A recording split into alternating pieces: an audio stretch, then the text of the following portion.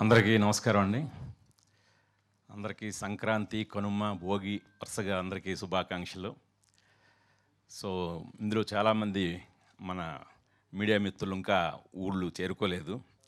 జీవి గారు, సుబ్బారావు గారు, నాగేంద్ర కుమార్ గారు, బిఏ రాజు గారు అబ్బాయి, వీళ్ళందరినీ చూస్తున్నాను. ఇంకా చాలామంది రావాలి, చేరుకుంటున్నారు అనుకుంటాను. సో చాలా హ్యాపీగా ఉందండి మీ అందరిని ఇలా కలవటం. సో ముందుగా నీలిమ ఎప్పుడు అంత ఎమోషనల్ అవ్వదు. సో జనరల్గా నేను ఎమోషనల్ అయితే నన్ను ఇంటికి తీసుకెళ్ళి వాయిస్తుంటుంది. ఈరోజు తను ఎమోషనల్ అవ్వడానికి ముఖ్య రీజన్ ఏంటంటే ఈ కథ చెప్పటం. అంటే ఈ కథని కేవలం అది నీలిమ ఎమోషన్ కాదు, నా మిసెస్ రాగిణి ఎమోషను, నీలిమ చెల్లెలు యుక్త ఎమోషను. వాళ్ళకి ఈ కథని చెప్పటం చాలా ఇంపార్టెంట్ అనిపించింది. అంటే ఒక మదర్గా రాగిణికి, పిల్లలుగా వాళ్ళకి, సో ఒక ఫాదర్గా నాకు, మేము నలుగురు ఎలాగైతే కనెక్ట్ అయ్యామో మీ ప్రతి ఫ్యామిలీలో ప్రతి మెంబరు అలాగే కనెక్ట్ అవుతారు ఈ సినిమాతో. ఖచ్చితంగా ఇది మనం షేర్ చేసుకోవాల్సిన emotion, need of the hour అనిపించే ఒక కథ. అందుకనే ఈ సినిమా గురించి మాట్లాడాలన్నా, ఈ కథ గురించి చెప్పాలన్నా చాలా ఎమోషనల్ అవుతుంటాం. రేపు పొద్దున్న ఖచ్చితంగా మీ అందరూ చూసిన తర్వాత కూడా అదే ఎమోషనల్ కనెక్ట్ మీకు వస్తుందని గట్టిగా నమ్ముతున్నాం మేము. ఇంకా ముందుగా ఈ సినిమాని తలపెట్టినప్పటి నుంచి అందరూ కొత్తోళ్ళతో చేయాలి ఫస్ట్ అని చెప్పి కొత్తోళ్ళ కోసం దాదాపు ఒక 6 months పాటు ఆడిషన్స్ చేయడం జరిగింది. అంటే మామూలుగా జనరల్గా కొత్తోళ్ళు అంటే మనం ఏదో ఆల్రెడీ 1-2 సినిమాలు చేసిన వాళ్ళను అప్కమింగ్ వాళ్ళను కాకుండా రియల్ ఫ్రెష్ ఫేసెస్ కోసం చేసాం. చాలా పెద్ద ఆరండి. సో ఆడిషన్స్లో విఘ్నేష్ గవిరెడ్డి దొరికాడు, పృథ్వీ అడ్డాల దొరికాడు, లిఖిత ఎలమంచిలి, ఇలా ఇంకా దాదాపు ఒక 20 మంది వరకు కొత్త వాళ్ళందరినీ కూడా మేము ఆడిషన్ చేసి ప్రతి ఒక్కరిని కూడా వాళ్ళ టాలెంట్ని చూసే సెలెక్ట్ చేసాం తప్ప ఎటువంటి రికమెండేషన్లు కానీ ఎటువంటివి లేవు. సో రేపు పొద్దున్న ఆడియన్స్ మీ అందరూ కూడా మీలో తమను చూసుకోవచ్చు. అలా అంత ఫ్రెష్గా అంత జెన్యూన్గా వాళ్ళు యాక్ట్ చేయడం జరిగిందో క్యారెక్టర్ లాగే. నేను తీసుకోవడానికి రీజన్ కొత్త వాళ్ళని క్యారెక్టర్లా కనబడాలని, వాళ్ళందరూ క్యారెక్టర్లానే కనబడతారు. ఇంకా తర్వాత ఓ పక్క ఈ ప్రాసెస్ జరుగుతుండగా ఈ కథకి చాలా ఒక టెండర్, ఒక 17 years, అంటే ఈ కథని మీరు ఆల్రెడీ ట్రైలర్లో చూస్తే అర్థమవుతుంది. అడాలసెన్స్ ఏజ్ అనేది చాలా చాలా ఇంపార్టెంట్ ఈ కథలో, మెయిన్ థీమ్ అది. ఆ అడాలసెన్స్ ఏజ్ కోసమే నేను ఈ కొత్త వాళ్ళందరినీ, విఘ్నేష్ వీళ్ళందరినీ కూడా తీసుకోవడం జరిగింది. వాళ్ళందరూ పర్ఫెక్ట్ 17 years old కిడ్స్ వాళ్ళందరూ. సో అదే ఏజ్లో నాకు ఒక అమ్మాయి అవసరమైంది. సో ఆ అమ్మాయి నీలిమ కథ చదువుతూనే పొన్నియిన్ సెల్వన్లో చేసిన సారా అర్జున్ అయితే చాలా బాగుంటుంది. బట్ సారా అర్జున్ చాలా చూసి, వాళ్ళ ఫాదరు రాజర్జున్ గారు కూడా ఆయన మంచి యాక్టర్ అవటం మూలంగా ఆయన కూడా చాలా చూసిగా ఏదో ఏ సినిమా పడితే ఆ సినిమా ఒప్పుకోడు ఆయన. సో అలాంటిది నేను నీలిమకి చెప్పాను, నువ్వు సారా అర్జున్ తీసుకురా. ఎందుకంటే నీలిమేముంది, సారా అర్జున్ ఉంటే ఈ సినిమా తీద్దాం, లేకపోతే లేదు, రేపొద్దున మీరు కూడా సినిమా చూసే కదే అంటారు. అలా అంది. సరే అప్పుడు నువ్వే తీసుకురా అంటే నీలిమ సారా అర్జును రాజర్జున్ గారితో జూమ్లో కలిసి కథ చెప్పింది.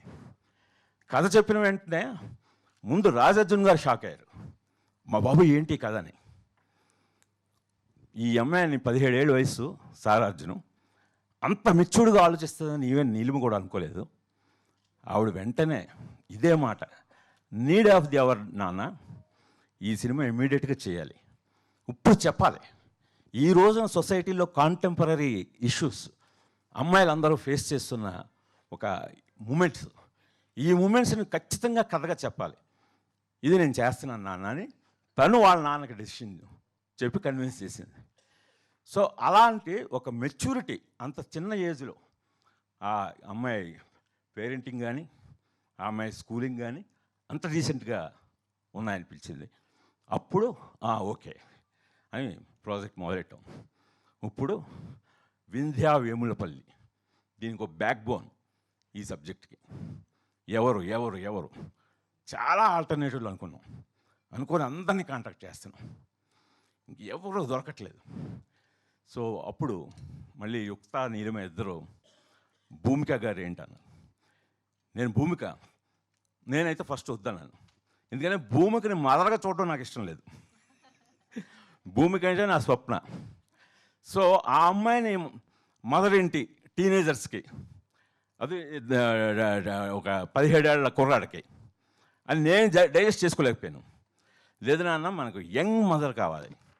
సో కరెక్ట్గా ఆవిడైతే బాగుంటారు. జనరల్గా మనం హీరోయిన్స్ని అడగడానికి సంశయిస్తాం. నేను కూడా చాలా డౌట్ పడ్డాను, అసలు నన్ను కొడతాదేమో అమ్మాయి, నేను ఇలా మదర్ క్యారెక్టర్ అనేసరికి భయం వేసి అడిగాను. సో భూమిక ఇలాగా చాలా మంచి రోల్. అంటే ఖచ్చితంగా నేను ఒకటి చెప్తున్నాను, ఒక్కడిలో స్వప్న అనే క్యారెక్టర్ తోటి నువ్వెంతటి రెస్పెక్ట్, ఎంతటి అప్లాజ్ గెయిన్ చేసావో దానికి రెట్టింపు ఈ సినిమాతో గెయిన్ చేస్తావు, అదైతే చెప్పగలను నేను. అలాగే నీ పెర్ఫార్మెన్స్కి కూడా విపరీతమైన స్కోప్ ఉంది. పెర్ఫార్మెన్స్ ఓరియంటెడ్ అంటే స్క్రిప్ట్ పంపంది, ఫుల్ స్క్రిప్ట్ పంపించాను అమ్మాయికి. ఫుల్ స్క్రిప్ట్ డీటెయిల్గా చదివి ఐఎమ్ డూయింగ్ ఇట్ అంది. అది హ్యాట్స్ ఆఫ్ ఆ అమ్మాయికి. ఎందుకంటే ఈ రోజుల్లో ఒక టీనేజ్ అంత యంగ్, భూమికనే అమ్మాయి యంగ్. సో ఇప్పటికీ ఒక్కళ్ళు ఎలా ఉందో అప్పటికీ అలాగే ఉంది. ఏమైనా మార్పు చూసారా మీరు? సో అలాంటి అమ్మాయి ఒక 17 years సన్నకి మదర్గా ఒప్పుకుంది. హ్యాట్స్ ఆఫ్ భూమిక. నిజంగా నీలాంటి యాక్టర్స్ కేవలం గ్లామర్ అని చెప్పి మేము ఇదే చేస్తాం, వాళ్ళు 50 years 60 years అయినా మేము కిడ్స్ 5-6 years కిడ్స్కి మదర్గా అయితే చేస్తాం తప్పితే టీనేజర్స్కి చేయమనే రోజులు ఇవి. వాటన్నింటినీ బ్రేక్ చేసావు. నువ్వు అది బ్రేక్ చేసినందుకు రేపు పొద్దున్న ఆడియన్స్ కూడా ఖచ్చితంగా అప్రిషియేట్ చేస్తారు, అది నేను చెప్తున్నాను. సో అలాగా ఇంకా భూమిక్ గారు ఆన్బర్డ్ వచ్చారు. సో తర్వాత గౌతమ్ వాసుదేవ్ మీనన్. సో ఆయనకు ఒక చాలా జెంటిల్, ఒక డైరెక్టర్గానే ఆయనకు ఒక మంచి ఒక ఇమేజ్ ఉంది, యూత్లో మంచి ఫాలోయింగ్ ఉంది. సో నాకు అంటే ఒక కమిషనర్ క్యారెక్టరు, ఏదో ప్రీచీగా ఉండే క్యారెక్టర్ కాదు అది. చాలా వెరీ జోవియల్గా మీరు చూసే ఉంటారు అంతకుముందు టీజర్లో నాటిల్లోనూ. ఒక చాలా న్యాచురల్గా రియలిస్టిక్గా జోవియల్గా ఉండే ఒక ఆఫీసర్లకు కావాలి. సో కరెక్ట్గా ఆయన కూడా కథ విని ఆయన నేను చేస్తానని చెప్పి ఆయన ముందుకు రావటం. సో గౌతమ్ వాసుదేవ్ మేనన్ గారు కూడా ఇందులో ఒక ఇంపార్టెంట్ కీ రోల్ ఆయన ప్లే చేశారు. ఇంకా టెక్నీషియన్స్ విషయానికి వస్తే, నా స్క్రిప్ట్ చదివి మ్యూజిక్ డైరెక్టర్ పంపించాను కాలభైరవకి.